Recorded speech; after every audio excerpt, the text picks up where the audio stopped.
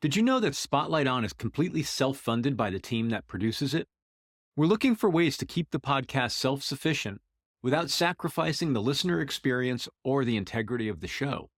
The best way we could think of was to ask for the support of our listeners. Please consider making a donation to help cover our annual operating expenses. Go to spotlightonpodcast.com and click the word donate.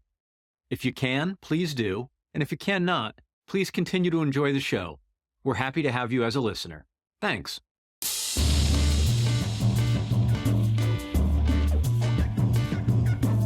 Hello and welcome to Spotlight On, a production of 23 Media Ventures. I'm your host, Lawrence Purrier. Today, the spotlight shines on Grammy-winning pianist and composer Kris Davis. Kris joined us in the wake of the September 2023 release of her album Live at the Village Vanguard, out on her own Pyroclastic Records label. Live at the Village Vanguard is the second release from her band Diatom Ribbons, an adventurous quintet featuring drummer Terri Lyne Carrington, turntablist and electronic musician Val Jeanty, bassist Trevor Dunn, and new addition guitarist Julian Lage. In addition to talking about that band and that album, Kris guides us through her musical path and development while hipping us to her important work at the Berklee Institute of Jazz and Gender Justice.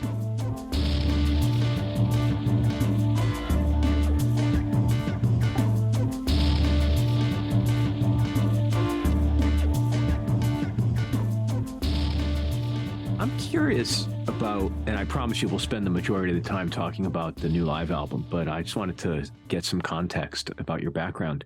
Growing up, did you have any forays into popular music, or were you sort of a serious kid in terms of your classical training moving into jazz? Can you talk a little bit about your evolution as a listener before I talk to you about being a player? None of my family were musicians, so I grew up listening to light radio. And then I heard my cousin, she came over and played a piece, and I thought, oh, wow, this is like amazing that you can connect ideas and share feelings and ideas with others like through this instrument. I started taking lessons when I was about 7 as a pianist, just a church pianist down the road. And she started me on this. In Canada, they have this program called Royal Conservatory. It's like a graduated classical program, you know, play music, play the classics, and then you take these exams where you do theory on scales and sight reading and all of that. So I started that program when I was about 7, and I did it all the way through high school. So that was my entrance into classical music, but I never actually listened to classical music. It was all through reading the music and learning it through the scores. What music would you have called yours when you were a young person and into your young adult life? Well, the first concert I ever saw, my mom took me to see Stevie Wonder, which was very exciting. I was a huge Stevie Wonder fan. Amazing. Yeah, I don't know. It was just 80s pop music. Billy Joel, or else the Beatles, Michael Jackson. Yeah, like popular music. I think if it's not too much to interpolate a thread onto that or overlay a thread onto that, it seems like well-crafted pop music is the theme that I hear emerging there. Not throwaway music. That's all very like literate and I don't know. I don't want to make it highfalutin, but you're serious-minded pop. You craft music. I just love the harmonies, like how those composers would shape harmony. I think it connected to the piano. And in addition to playing classical music, I started seeking out the sheet music for some of the pieces I liked from various pop musicians and started to learn them. And so what's the connecting tissue that introduced you to the world of jazz and improvised music? It was a couple of things. I had some friends that were getting into the jazz band in middle school, and they just loved it. They loved the teacher. And so I sought the teacher out and auditioned, and he was a huge jazz fan, and he gave me a bunch of records. There was a Harry Connick Jr. album, and then there was the Miles Davis, My Funny Valentine 4 and More box set. For some reason, when I heard that, I just thought, this is the greatest thing I've ever heard.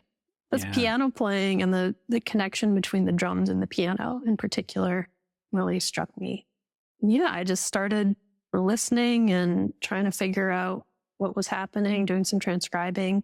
I took some lessons with a jazz pianist and tried to figure out what chord symbols are and how they work, and sort of a long ongoing process. And at first I thought like improvisation, I didn't know it was made up. So I thought it was like, I was like, oh, if I get the score, I can play that. And I can play just like that. No problem.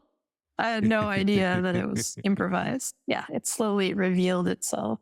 I think those are the kinds of experiences you have when you don't grow up with musicians in your household, and you kind of find your way. And there's often these kind of like blank spots where you don't have the information, and you might never have the information in your development. But I think, after learning more about like the AACM, like the artists like Anthony Braxton or Muhol, Richard Abrams, and they created their own pathway and discovered the music in their own way. They didn't really have a teacher, or they decided not to have a teacher and figure it out on their own. And I don't know, there's something about that makes musicians individual and unique, I think. I've just always been conscious of not doing the same thing that everybody else is doing. Everybody is studying with this person. I'm going to go find someone else. Yeah. Just because you are, it's kind of silly to say, but you are what you listen to and what you're exposed to. So yeah, I've always dodged around these more obvious, clear pathways and tried to find my own way and react and respond to the things that are inspiring to me. Like when I was playing classical music, I think I was about 15 or 16, I started to play. I found a piece by Bartók, and I just thought it was the greatest thing ever. I was like, this is so much, it's not in a key, it was in a mode, but it was really more about rhythm and form and these kind of atonal ideas. And my first teacher's name was Melody, and my second teacher, who was very strict, her name was Miss Savage. So she lived up to her name. You could write a children's book. I know, right? Of course, Melody was like the sweetest teacher ever and super supportive. But at some point I wanted to have a teacher that was more strict so that I could understand some issues I was having and understand the music in a different way. But yeah, I brought this Bartók piece in, and she was like, oh, this is, she just like, stop playing this. So of course, as a kid, you're like, oh yes, I'm onto something good. The forbidden fruit. Absolutely. Yeah. And then I would come in and explain Bach in terms of chord symbols, and she would freak out. That's not what it is. It's a C triad in second position. And I'm like, no, it's just C over G. So there's all these overlaps, different ways of talking about it, depending on what scene you're a part of. Yeah, your cultural tradition. There's a few things you said in there that really resonate for me. And one of them was, to badly paraphrase you, the idea of you are what you listen to. That notion of context and intentionality has been rattling around for me a lot lately, both in creative fields and just in relation to things that go on in our world and media consumption and platforms. And it's a very important sort of notion and I think increasingly for us to think about in our lives, that we really do become what we surround ourselves, or become like what we surround ourselves with, and where we invest our time and who we invest it with. It's a very powerful principle that I do wish I was exposed to at a younger age. It's also very exciting, because if you can find the people that are doing the things or living the life or exhibiting the qualities that you aspire to, it makes it much more attainable. It's fascinating the way that works. Totally. I teach at the Berklee Institute for Jazz and Gender Justice with Terri Lyne Carrington, and that was not really a passion of mine when I started the job. And just being exposed to the ideas of Black feminist thought and the issues that women face in jazz and idea of patriarchy and all these things, I was really focused on the music, and suddenly I'm thrown into this context of talking more about the social justice issues around music and jazz education. And it's been a real learning experience for me. I see the world totally differently now that, after 4 years of being part of that institute. Yeah, it's another example of just being exposed and putting yourself in certain situations and being with certain people that are going to affect the way that you think and work.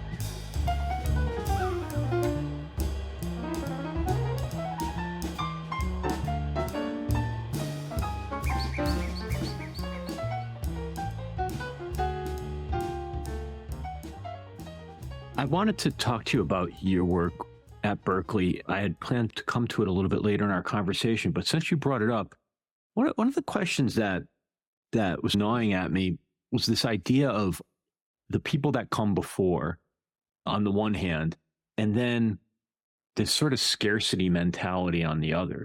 If you have something, I have less, or if this group emerges, then my group's threatened. How does the work fit into the jazz lineage? Like, do you find that there are those that came before that are turning around and extending a helping hand, or is it much more of a fight for space and attention? Because if there's one piece of the jazz story that's always been so beautiful in my mind, is that it's been a place for, at least for a period of time, or certain strands of its history, for people who maybe didn't have access to other channels to be able to have a very creative, free place. And as a white man of a certain age, I don't know how to metabolize a lot of what I see happening. And I'm very curious, and I'm not asking you to be a representative of women in jazz by any means, but I'm curious as to what is the work that you're doing there at Berklee? There's work within the Institute, which is to say that it's open to all students, regardless of all genders, of all races. So that already opens the door. I mean, I growing up into this as a woman in jazz, I never wanted to associate myself with that side of the music and the programming. That's something I always avoided. I just wanted to be known for my music. And so these kind of like all women in jazz festivals or opportunities were things that I really avoided and tried to stay away from. And so when Terri asked me about joining the Institute, I was so happy to hear that this was a program for everybody. It was for people and for young people that are interested in social justice issues and in correcting the issue. Then we need everybody to do that. So that's sort of the first part, is that it's open to everyone, and we create, mostly we're teaching ensembles. And so the ensembles are populated based on gender balance. And they're also populated on various abilities and ranges of experience. So it's an idea that, everybody's there to learn from each other and help each other. And we're not trying to create these kind of a hierarchy of levels in any way. This is all kind of happening within the Institute, talking about ideas of erasure, like you were saying, what is the work? And so it's not that we're saying that whoever, like Dorothy Donegan or Sarah Cassie, or like these artists who maybe you're not familiar with, so that they have changed, or they're like part of the history that have then influenced others, but just that they've been erased from the history and they didn't really get a chance to play a part in the influencing of the next generations because people didn't know about them. It's talking about those kinds of issues and just making it clear that this is something that we want to change, and we want for it to be more diverse and equitable in terms of how we present the history and what's available. And so to do that, we put together this new standards book of compositions by 101 women composers. And Wow. It was released last September, and a lot of schools have taken it on as curriculum to teach, to address the jazz canon and make it more equitable and gender balanced in terms of the jazz canon that they're teaching. So that's just one example, but you would see those names in the book and go, oh, I wonder, we should check out more of this person's music. Yeah. Yeah. Well, and knowing how people that are interested in music, whether as a player or as a listener, how musically inclined people operate, that's exactly what would happen. You would see a name and you would, if that name was associated, it was resonating for you, no doubt you'd go down the rabbit hole. It's what we all do as sort of enthusiasts. And ultimately, I would think if you play it out, it has financial repercussions as well, because if more people are performing the music and start recording the music and there's income streams generated, that's just so practical. It's like direct action. Yeah, exactly. It's significant because Berklee released these real books in the 1970s. The students transcribed a bunch of songs and put them in this book, and they were illegal because you didn't have permission from the composers. And those books were important to me. It's like growing up in Calgary, Canada, we didn't know, like, well, what are the tunes people play? You know, what's the vehicles for like communication here? And those books were really important. And eventually they did get permission and they were legitimized and legal to have, but there were no women included. There was one woman, Anne Ronald, who wrote Willow Weep for me in that first book. So it's significant that Berklee is now releasing this book of 101 women composers as corrective work to those books from the 70s. Yeah, it's something I like about that as well, is that it is an institution choosing to do it, because there's so many examples today. Our institutions are not always reflective of our values, or it's hard to get, we're in this weird moment where institutional failure, there's plenty of examples of that. And it's so nice to see a counter example of some positivity and growth and recognition. That's exciting. Thank you for doing that work. That's really something else. Yeah, well, I'm learning so much, and I'm along for the ride just as much as the students are. Are there any composers that you were surprised to learn about? Well, Jerry Allen was one of the composers and pianists that I knew a little bit of her music. I think the one album I had when I was a kid was a record on Blue Note called The Nurturer. I was really into Herbie Hancock at the time, and I thought, oh, she sounds like Herbie. Okay. And then I just dismissed her whole catalog and in my brain, and I was just like that. Now I look back and I go, God, that was so dumb. Like, why didn't I dig around a little more? But when I met Terri was very close with Jerry Allen, and she passed away, I think in 2017, just a few months after I started working with Terri.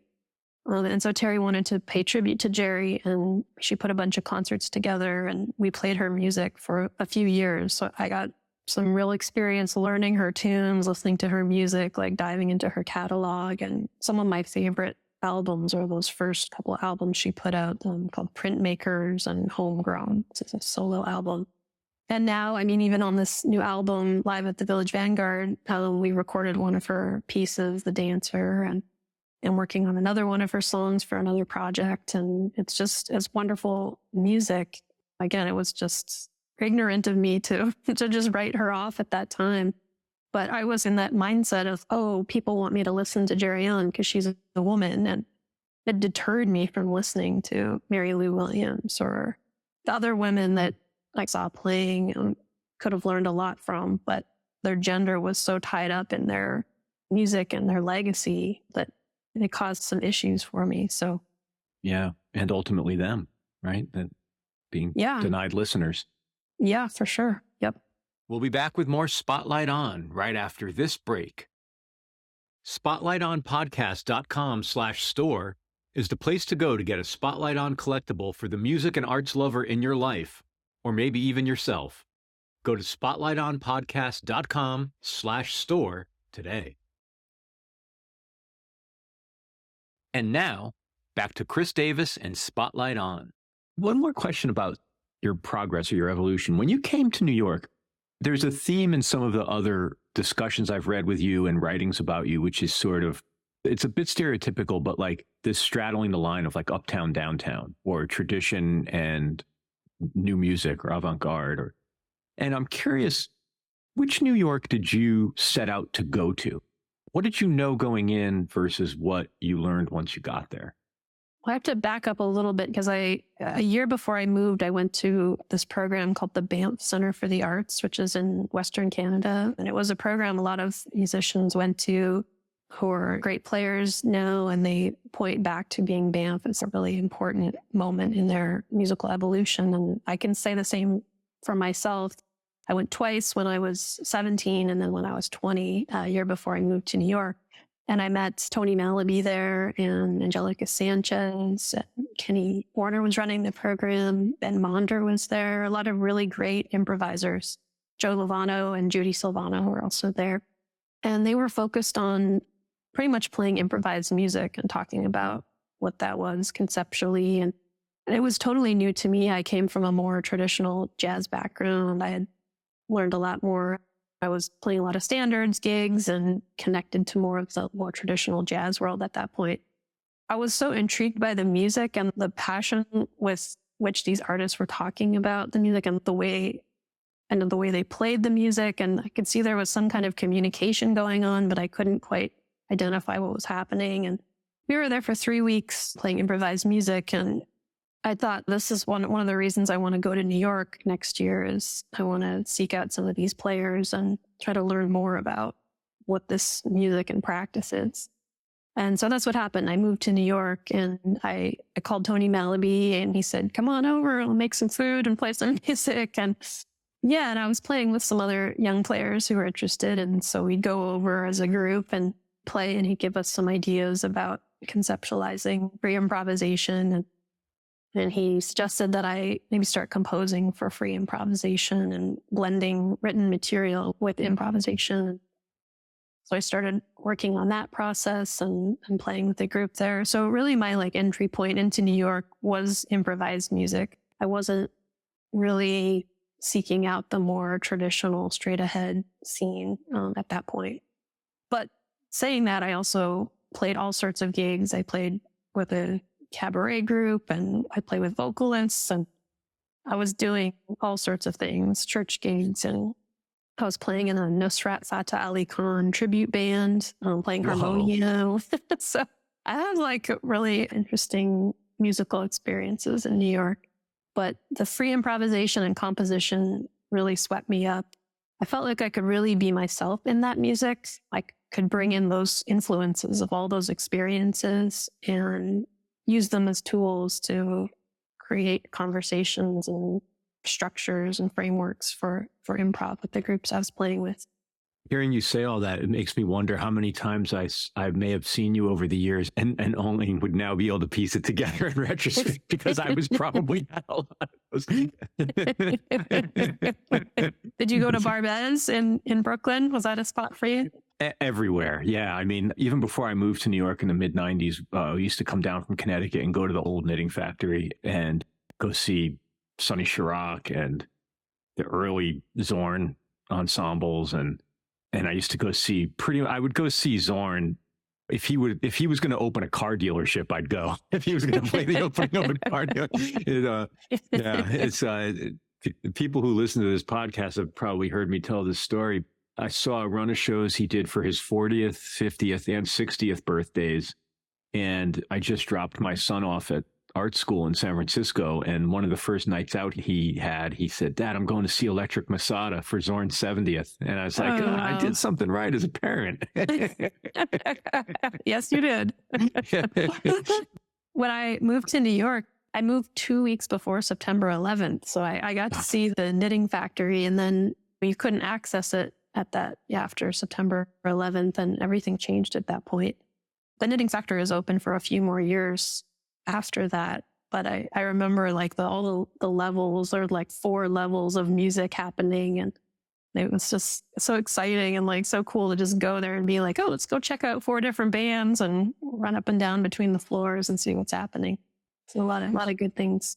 There was a knitting factory before that one at Lafayette and Houston. It was basically a storefront.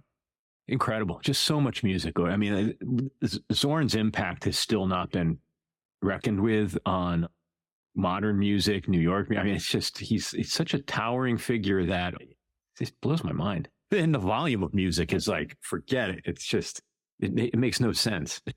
I know. I had a chance to work with him for the Bagatelles project, and we became friends, and we would go and have lunch and just talking to him about Sodic and the label and how he just prioritized, he's putting out so much music. I think it's an album every 2 months or something. And there's this sort of idea of okay, you put an album out and then you got to wait 3 years with the next one out because it's You're not going to have any attention on it or reviews and things if you put things too closely together. And he just doesn't give a crap about any of it. He's like, let me put the music out and people will find it. So I really appreciate that about him and that mentality. Yeah, he's a dream guest for what I do here. And I keep very low expectations about that because he doesn't do a lot of this, but I'll never stop trying. Yeah, you might say yes. Keep trying. Yeah, maybe. So there's a lot that struck me about this record, by the way. It's such a great record. Thank you. One of the first things that stands out, which I've since noticed other people have latched onto, was the opening number being a Ronald Shannon Jackson tune. Mm-hmm. Not someone who I see get a lot of attention, unfortunately. I wonder if you could tell us a little bit about how you came to his music and how you came to choose that song. One of my favorite top 10 desert island albums is the Ornette Coleman album called Dancing in Your Head. And Ronald Shannon Jackson plays on that. So that was the first time I'd heard him and heard his name. And then I also work with a producer, David Breskin, who worked with Ronald Shannon Jackson and produced some of his albums. And when I was thinking about putting this album out, Diatom Ribbons, in 2019, he was encouraging me to check out his group, the Decoding Society.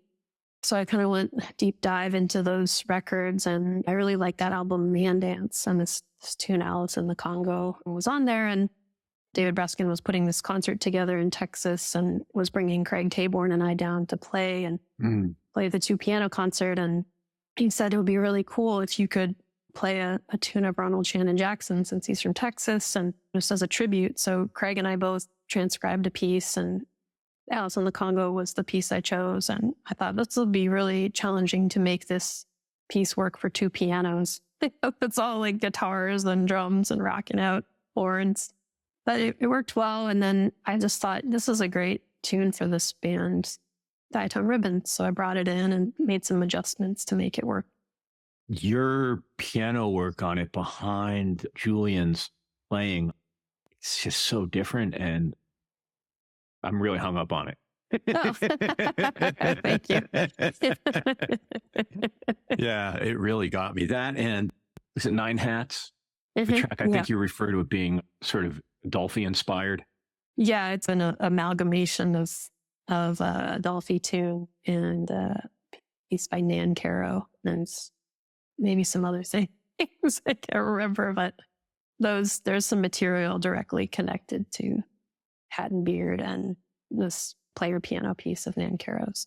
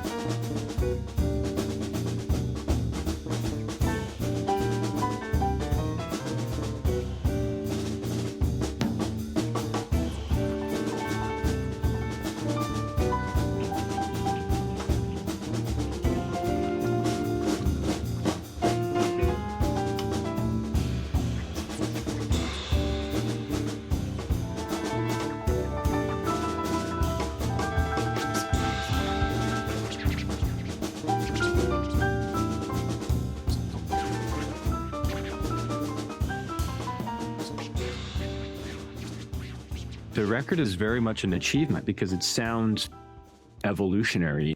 It's a modern sound, not least of which because of the incorporation of the electronics. If you presented me with a score or the sheet music for any of these pieces, how do you notate what Val's doing? I don't notate what she's doing, but I give her little stems of things.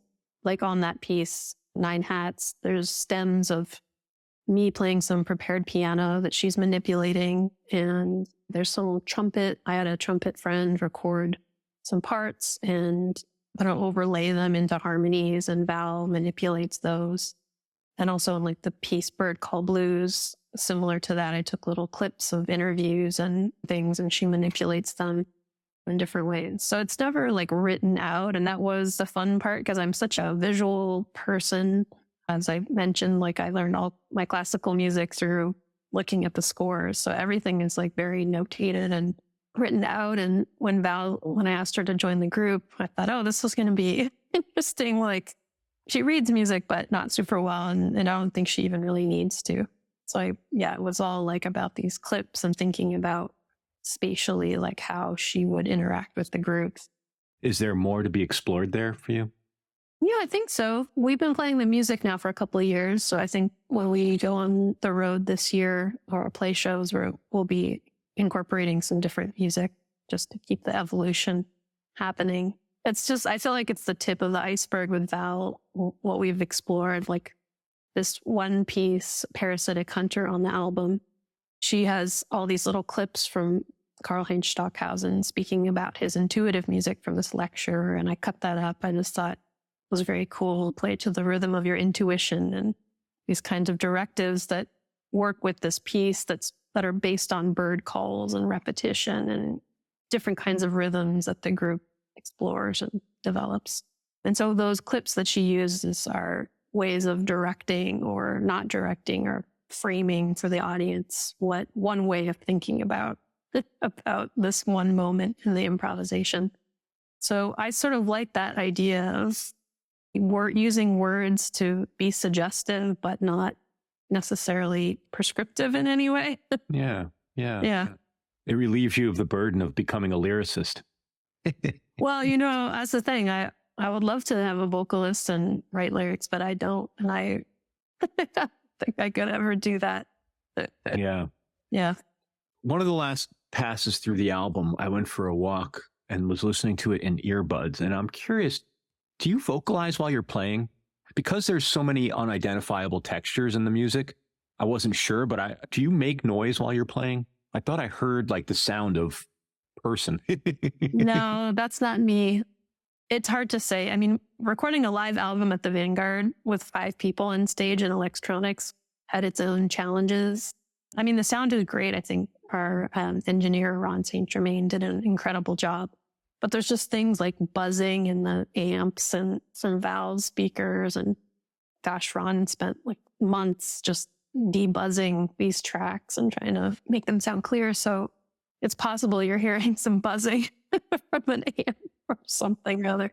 Yeah, either that or it's the ghosts, because I'm sure the Vanguard's packed with them. Yeah.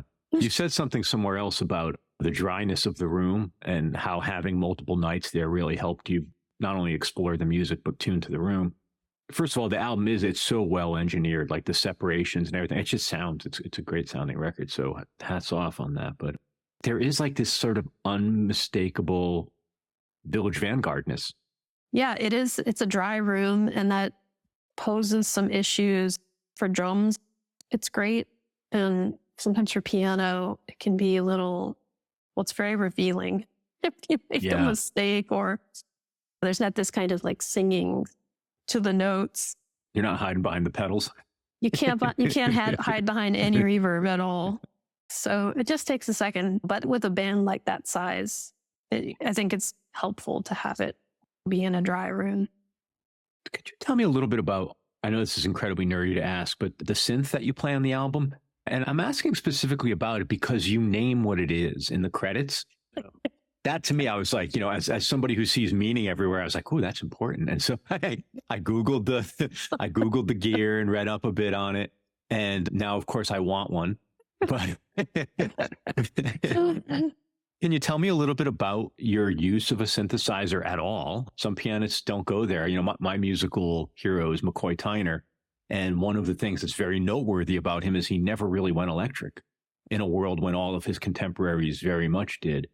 I think of his innovations being more around arrangement and instrumentation, maybe composition. So I'm just curious about your use of synthesizing. I bought it during the pandemic just because I was bored. And I was like, I need some kind of outside influence, something new to learn. And Craig Taborn, who's a dear friend of mine and someone I play with a lot, he's also incredible at electronics. And I've always felt that, or had a hunch that his experience with electronics and sequencing effects has influenced the way that he plays. I thought I want to check out this keyboard and try a little bit of programming ideas and see like what that's about. And it was really interesting. This little keyboard, it's like under 2 pounds, and I tried to manipulate the sounds or like, change them and make them individual, but I really had no idea what I was doing. But the sequencing part was really cool because you only had 2 options to sequence things. And there were all these limitations around like the way that you could transpose things. And it wasn't like so intuitive like the piano is cool because I've been playing it forever, but there were just certain things like you couldn't get around. You could only sequence 2 ideas. So you'd go back and forth. And when you'd bring in like the second idea, it just interrupts the sequence of the first one. So not like you're starting again from beat 1. So all these look like weird things that, I don't know. I like those. I love limitations. That's something I work on and use a lot in my composition and improvisations, and all these different kinds of limitations that brought up some like new things. And so that piece 9 Hats a lot of it is me exploring the keyboard and just the little limitations of what that little keyboard has. And I have no idea why I should have just put like synthesizer. But it was so intriguing to have the name of it. I was like, oh my gosh, there's something here. I know. I was just trying to be thorough and I was being super geeky, and I don't know. It's there for everyone if they want to check it out. Yeah. Were you previously a gearhead? Do you? No. Not at all. And I don't know if I'll ever do that again, but it was a learning experience, and I like the way the keyboard sounds. I've used it on gigs, and I like that I can sustain pitches and alter the sound. Like on the piece The Dancer, Julian and I are playing this melody in unison, and it's really nice to have that sustaining element in the keyboard. It winds up serving the recording well too because of the room. Like it gives a little texture. I also have always enjoyed, like I saw one of the last shows I saw at the Vanguard before I moved was Donnie McCaslin's band. And I love seeing people bring modern equipment into that place or into places like that. It's just because I would not say it's in any way like sacrilegious, but it's fun. Like because it's easy to treat those places as like holy relics. Then it would go to die. Right. It's exciting to just see experimentation. Yeah, exactly. And I was on the road with Dave Holland this summer, and we were talking about recordings, and he was like, I don't know how you feel, but when I look back and I listen to all these records I did, it takes me like right back to the moment of what was happening in my life and what I was thinking about musically and otherwise. And I just thought that's exactly how I think of it too. Like all the things on this record, there's a lot of information, there's a lot of influences, but it's just that moment in time that I was looking at these artists and ideas and trying to figure out how to bring them all in. It'll be different a couple of years from now, whatever happens, but I'm so glad to have. I've done so many records. I think I have like, I don't even know. Maybe I did like 1 or 2 a year since I was like in my early 20s. And I'm so grateful to like have those now as these sort of markers of thought and relationships and what was going on at that time.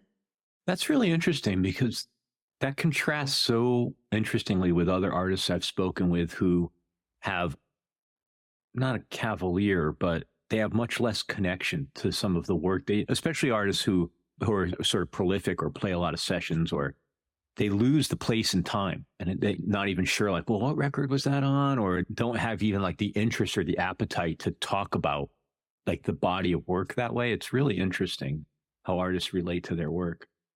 I know it could get blurry, but yeah, for me, I don't know. I hear it and I go, oh, yeah, like I know it takes me right back to that moment. How do you think about repertoire then? You have a body of work now, both your own compositions and things you've recorded. Are there opportunities to take older works and to put them into newer musical contexts with different players? Or do you just keep going?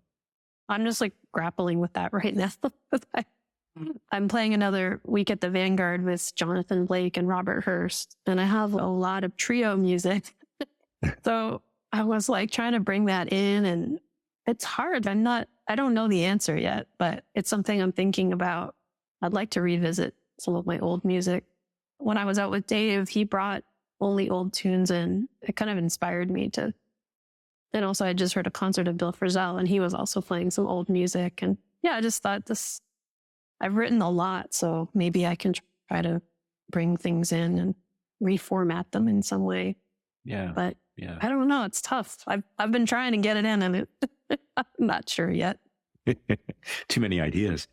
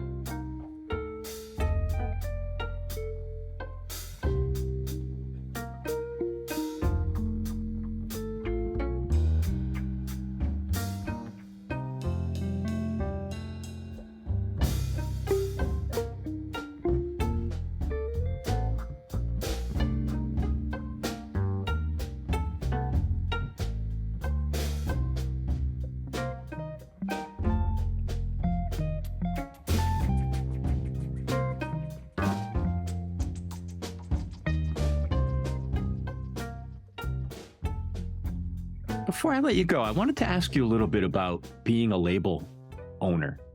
I guess a few things, the sort of impetus to do that, who, if any, models you were looking towards, and most importantly, what is the unique thing? Like, is there a business model difference? Is it because it's artist driven? Like, I would love to know the story of what you're doing there.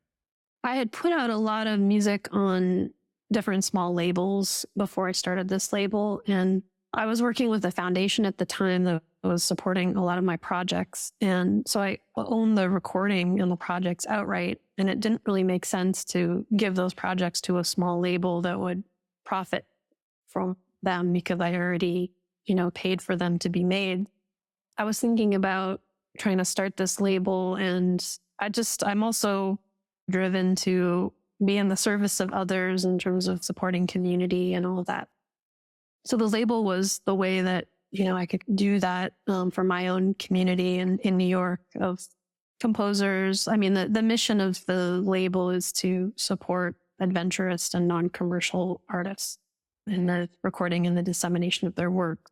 That was the impetus for starting the label, those two things. And I turned the label into a not-for-profit in 2019. And I was looking and spending some time with John Zorn, and he has done that for Sodic. And I thought, this might be a model that's sustainable, because I had so many friends start labels and they kind of ended after a few years. So I was looking at John's model and also at Dave Douglas's model, Greenleaf's. I was living close to him at the time, so we would meet and talk about different approaches for the label. But yeah, John's approach was really inspiring to me. And so I started the not-for-profit, and it supports the work of the label. And now I think we have like 29 releases for 21 artists, and it's going strong. Does that mean that the not-for-profit fundraises? It can. We haven't. We rely on the board, who contributes a certain amount every year for their operation costs and the recording and printing CDs and all of that for artists. And then also we take part of, we try to recoup whatever we put towards an artist's album. And so those funds also go back into the label to continue to support the work that we're doing. And in the context of this music, what does a label do? Does an artist deliver you a finished master? Are you funding recordings? Do you manufacture physical? Like, what does it mean to even be a label in 2023 for non-mainstream music? I think the main thing it provides is an umbrella for like-minded artists. Now that we have quite a few artists, if you're a fan of Angelica Sanchez or Craig Taborn or Chet Smith, their albums are available through the label and through the website. So that's like first and foremost, I think, what it does. It supports the printing of CDs and of getting the music out there to the distribution. And then most importantly, we have a wonderful publicist who works with us and makes sure that the albums are getting noticed and recognized and out there in the world. And so that's maybe the biggest thing that we do for the artists. A lot of artists now pay for publicists and they cost a lot of money. They're, I think, between $4,000 to $6,000 per album. So it's a big undertaking after you've made a record and paid the musicians and recording and all of that. That's something that we provide to the artists. Some of the artists come with finished masters. It varies. Some artists come with an idea and we support some of the recording costs. It just depends on the situation. We can only put out 6 albums a year, so that's limiting. I get submissions at least a couple a day. So it's hard for me sometimes because I want to say yes to everybody and there's just such great music. But we're looking at some different models of how to address that issue because we want to support artists and sometimes we can't. And because it's a not-for-profit, I think that there might be some ways that we can do good and help support the community without actually putting all the money into releasing an album. Do you sign artists or do you sign their individual projects? It's just their individual projects. Yeah. And it's a licensing deal. So once the period ends, then the artists get their masters back and where there's no kind of ownership involved in that way. Yeah, that's neat. Thank you so much for spending time. One of the joys of doing this is not only getting to speak with artists, but getting turned on to a steady flow of music. And this record's in heavy rotation. So thank you for your work on it. I appreciate it. Thanks for having me, Lawrence. It was great. Great to chat. Thank you so much, Kris Davis. And as always, thank you for listening to Spotlight On, a production of 23 Media Ventures. I'm your host and executive producer, Lawrence Purrier. We're produced and edited by Michael Donaldson, and our theme music is by Q-Burn's Abstract Message. If you'd like to support our work, please rate and review this show wherever you listen to podcasts, or visit us online at spotlightonpodcast.com. There you'll find our free episode archive, weekly postings on our official blog, and a ton more. Thanks for listening, be safe, and stay in touch.